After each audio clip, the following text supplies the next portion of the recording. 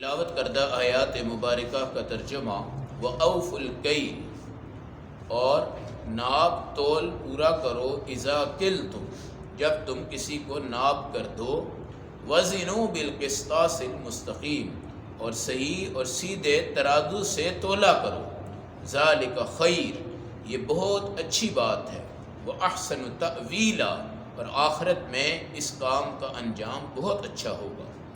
وَلَا تَقْفُ مَا لَيْسَ لَكَ بِهِ عِلْمٌ، اے نبی جس چیز کی تحقیق آپ کو نہ ہو آپ اس پہ عمل مت کیجیے۔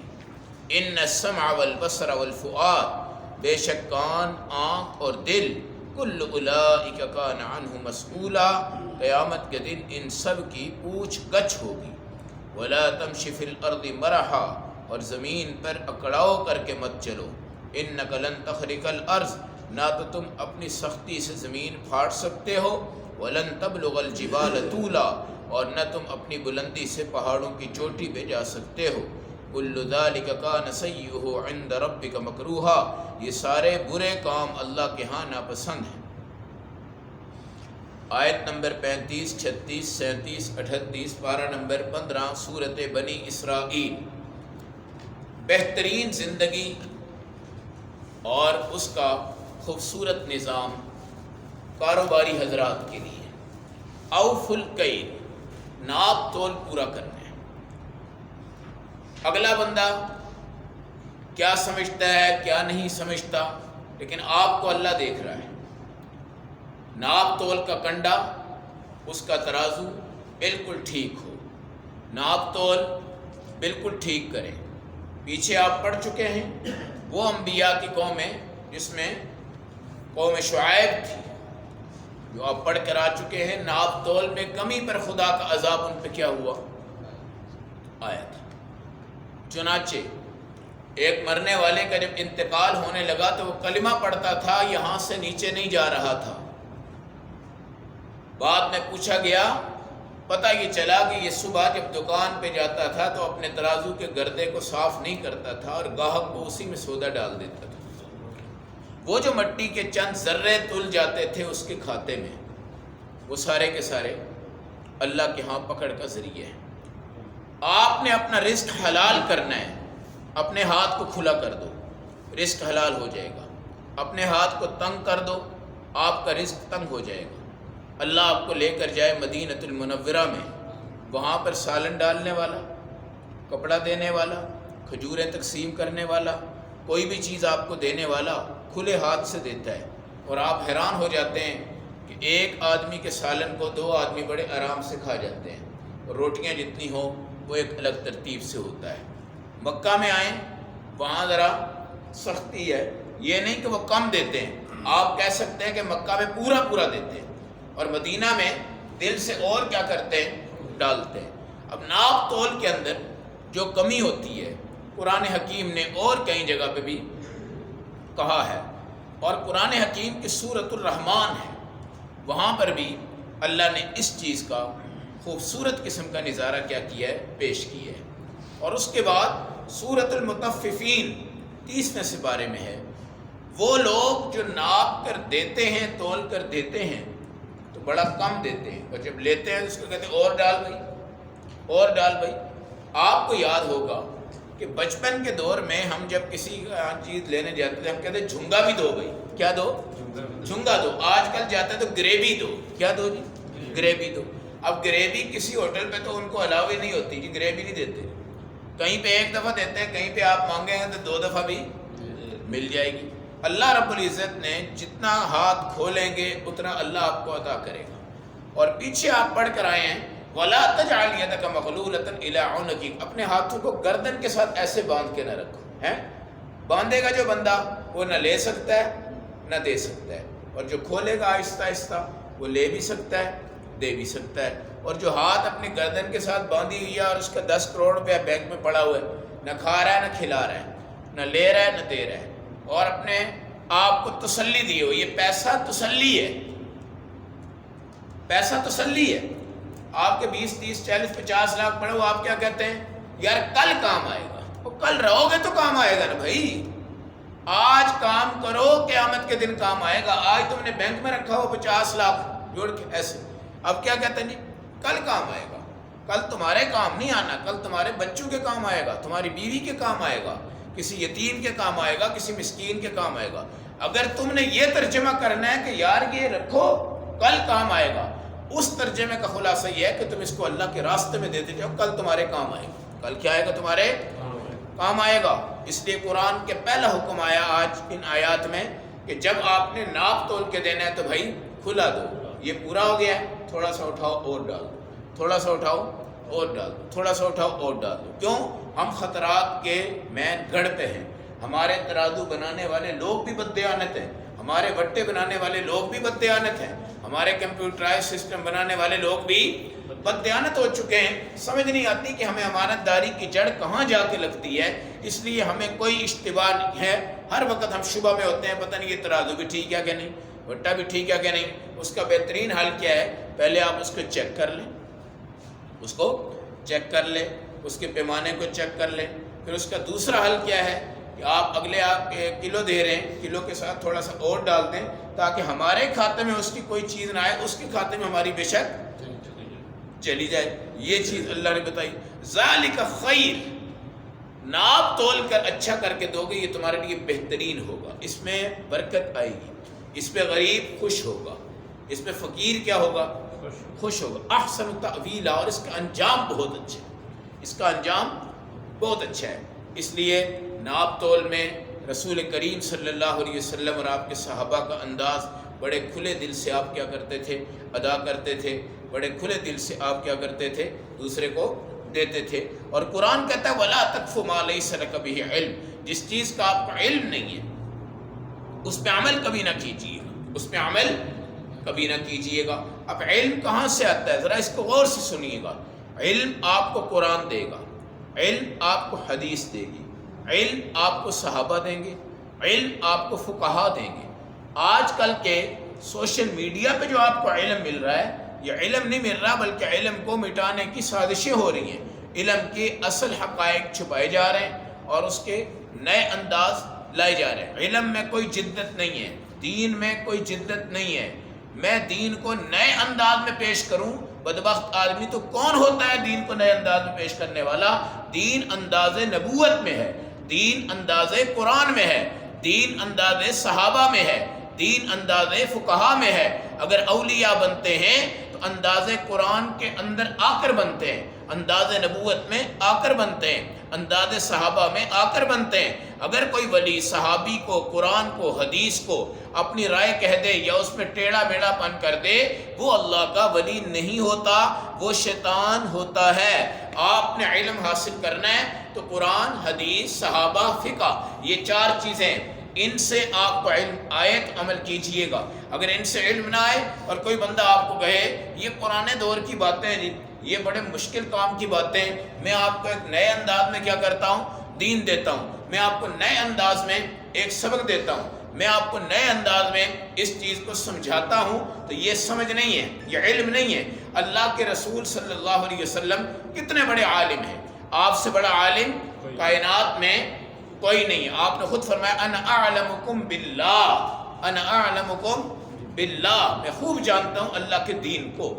آپ سے بڑا عالم کوئی نہیں ہے. اب کوئی بندہ یہ کہے کہ جناب میں اس علم کو اور بہتر انداز میں پیش کرتا ہوں, اور بہتر, تو یہ جاہل آدمی ہے. یہ کیا ہے؟ جاہل آدمی ہے. اس لیے یہ جو درس قرآن ہے یہ آپ کی تمام چیزوں کے اندر سیفٹی کرتا ہے. آپ کے سامنے الٹا پلٹا کوئی بندہ بھی درس دے گا, انشاءاللہ العزیز آپ اس جگہ بیٹھے یا کسی مستند ہمارے درس قرآن میں کہیں بھی بیٹھیں گے, آپ کبھی مار نہیں کھائیں گے. سوشل میڈیا آپ کا شکار ہو سکتا ہے, آپ اس کا شکار نہیں ہو سکتے. درس قرآن والا بندہ آپ کو الٹی گمراہی لائن پہ نہیں لے جا سکتا, آپ فوراً ٹھیک ہوں گے. اس لیے کہ آپ قرآن کو پڑھ رہے ہیں, آپ قرآن کو دیکھ رہے ہیں, آپ اس کی آیات کے نمبر کو نوٹ کر رہے ہیں, آپ اس کے حوالوں کو دیکھتے ہیں, آپ ایک ایک چیز کو سمجھ جاتے ہیں. اس لیے قرآن نے اتنے بڑے عالم جو محمد صلی اللہ علیہ وسلم ہیں ان کو کیا کہا ہے؟ وَلَا تَقْفُ مَا لَيْسَ لَكَ بِهِ عِلْمٌ, جس کا آپ کا علم نہیں اس پہ عمل. اللہ نے ایک بات کا یہاں اقرار کروایا ہے. کیا کروایا ہے؟ کہ ہر چیز کا علم آپ کو نہیں. جو میں نے دی ہے وہ علم ہے، جو قرآن نے دی ہے وہ علم ہے، وہ آپ کو ہے، وہ آپ کو ہے، لیکن ہر چیز کا علم آپ کو نہیں ہے۔ چنانچہ رسول پاک جا رہے ہیں، صحابہ اپنی کھیتیوں میں ہیں، درخت لگا رہے ہیں، ان کے کلمے کر رہے ہیں۔ حضور صلی اللہ علیہ وسلم نے فرمایا مجھے لگتا نہیں ہے کہ ان کلموں میں کوئی فائدہ ہو۔ اب صحابہ کرام سوچ رہے ہیں۔ بعد میں حضور پاک دوبارہ تشریف لائے، آپ نے فرمایا بھی انتم اعلم بامور دنیاکم، یہ دنیا کے معاملات کا علم تم زیادہ جانتے ہو، کیا کرتے ہو، لہذا تم اپنے علم کے مطابق جو سمجھ رہے ہو نا تم کرتے جاؤ، تم کرتے جاؤ۔ اب اگر میں قرآن کا علم جانتا ہوں تو میں موچی کا علم نہیں جانتا، میں درزی کا علم نہیں جانتا، میں سالن بنانے والے کا علم نہیں جانتا، کپڑا بنانے والے کا علم نہیں جانتا، سبزی بیچنے والے کا علم نہیں جانتا، اور وہ میرا علم نہیں جانتا۔ لیکن اگر وہ میرے پاس آتا ہے تو انشاءاللہ آپ جیسے سمجھ رہے ہیں جان رہے ہیں وہ بھی جانے گا، اور اگر میں اس کی صحبت میں جاتا ہوں تو میں بھی وہ جانوں گا۔ لیکن الٹے ٹوٹکے اوپر سے آئیں اور میں کہیں گیا بھی نہیں تو میں ان ٹوٹکوں پہ عمل نہیں کروں گا جب تک کہ مجھے علم نہیں آئے گا۔ نبی کو منع کر دیا گیا، میں کس باغ کی مولی ہوں؟ اس لیے سنی سنائی بات یہ علم نہیں ہے، پڑھیں سیکھیں، پڑھیں سیکھیں، دیکھیں سمجھیں اور اس چیز کو پھیلائیں اور دین کو ٹھیک کر دیں، دین کو ٹھیک کر دیں۔ آپ دیکھیں نمک ہنڈیا میں ڈلتا ہے، آپ سیفٹی کرتے ہیں، میٹھا نہیں ڈالتے، میٹھا نہیں ڈالتے۔ یہ دو چیزوں کی تمیز ہمیں علم کے اندر ایسی آئی ہے۔ اگر میٹھا ڈال دیں ایک ہنڈیا کے اندر تو ہنڈیا کا بیڑا غرق ہو جائے گا، اور اگر چائے میں 2 چمچ نمک ڈال دیں چائے کا بیڑا کیا ہو جائے گا، غرق ہو جائے گا۔ اس کے لیے علم کی تلاش ہے۔ اب آپ جناب کہیں نہیں یار چینی بڑی میٹھی ہے، بڑا مزہ آئے گا، اس کو ڈالو ہے جناب قورمے میں ڈالو، کوئی بندہ کھاتا نہیں ہے۔ اب سوال یہ ہے یہ میٹھا قورمہ کیوں نہیں کھا رہا؟ محمد علی صاحب حکیم صاحب ہیں ہمارے، اگر آپ 2-4 چمچ اپنی پلیٹ چینی کی ڈال لیں، چینی 4 چمچ 5 چمچ اپنی پلیٹ کے قورمے میں یا مچھلی میں ڈالتے ہیں، آپ کہتے ہیں میں نہیں کھانا۔ سوال یہ میٹھا کیوں نہیں کھاتے؟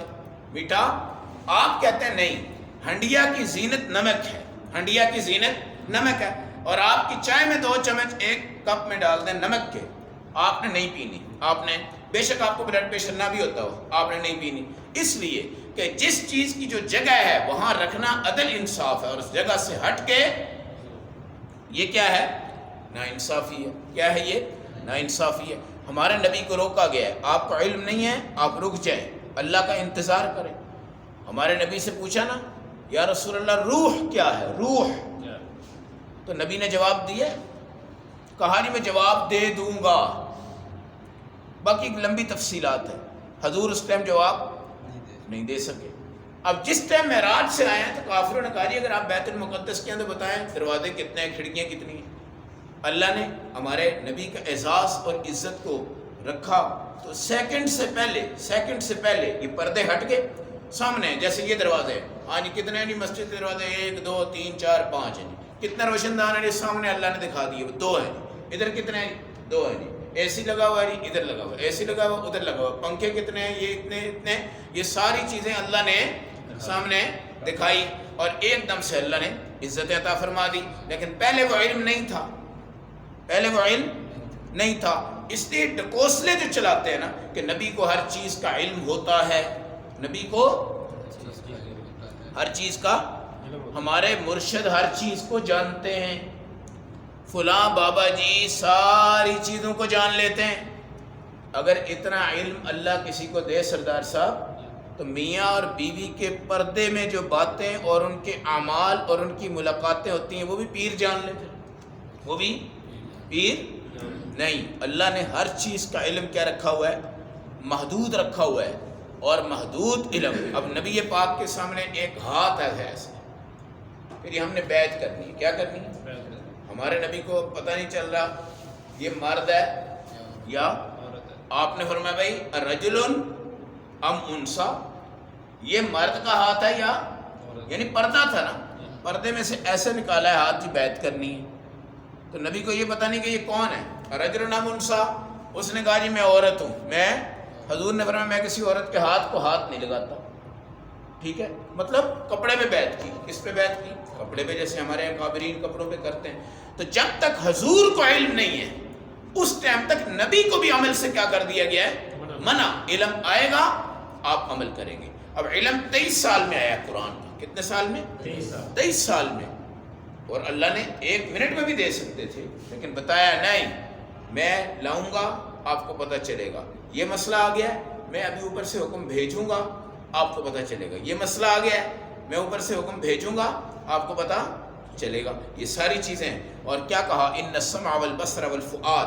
کان، آنکھ اور دل 3 امانتیں ہیں. ان امانتوں میں آپ نے علم لے کے جانا ہے. کیا لے کے جانا ہے؟ علم. علم کیا ہے؟ قرآن، حدیث، نبوت اور صحابیت اور فقہا. یہ علم ہے. اس کے علاوہ کوئی علم نہیں ہوتا. اس کے بعد عمل ہوتا ہے. ان البصر والفؤاد، ساری آنکھیں، سارے کان، ساری زبانیں. قیامت کے دن کیا کیا جائے گا؟ سوال. اور آگے قرآن کہتا ہے وَلَا تَمْشِ فِي الْأَرْضِ مَرَحًا. زمین پہ اکڑ کے مت چلنا. چودھری دیکھیں آپ نے چادریں ڈال دی ہوتی ہیں. یہ جو چادریں ہوتی ہیں نا جی، چادریں، یہ رومال، یہ چادر ڈالنے کا چودھریوں کا یہ طریقہ ہوتا ہے نا، وہ ہوتا ہے یہ والا، یہ ٹھیک ہے. اب رسول اللہ صلی اللہ علیہ وسلم نے اس عمل سے منع کیا ہے.